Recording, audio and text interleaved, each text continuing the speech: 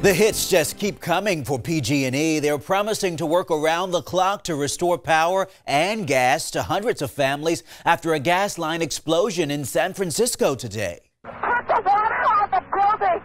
Yeah, copy that. We have fire on the corner, top floor. Just look at this. The flames were shooting 35 feet in the air. The fire chief says workers for a private contractor cut a gas line as they tried to install fiber optic wires at a business. This all happened in the city's Inner Richmond neighborhood during a busy lunch hour. We're told fire crews battled the 3-alarm fire for more than an hour. We're starting to get some water.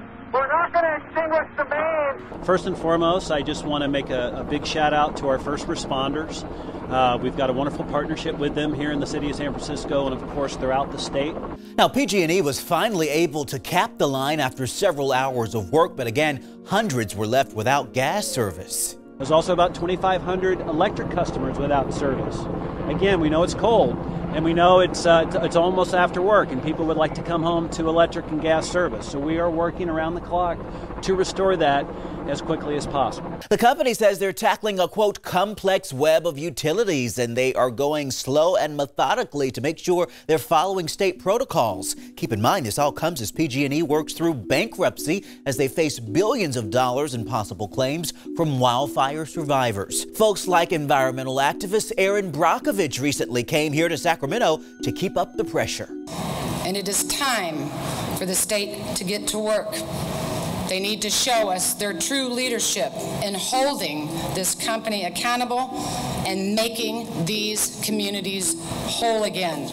As a matter of fact, just today, the company announced a plan to prevent future wildfires. Take a look. They're proposing building new weather stations, fireproofing more miles of wires, and cutting power to more customers more often when wildfire danger is highest. They also promise to increase inspections, cut more trees, and work with forestry experts. And so there you have it, PG&E following through on requirements to file wildfire prevention plans with the state, even as they tackle yet another emergency.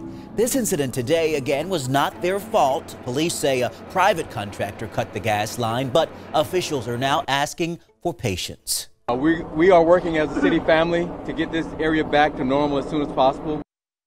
What a scary situation. I know, and as you were saying, too, the last thing you want is to not have power with these cold temps at night, huh? Exactly. Well, we're thinking about everyone in that area of San Francisco tonight.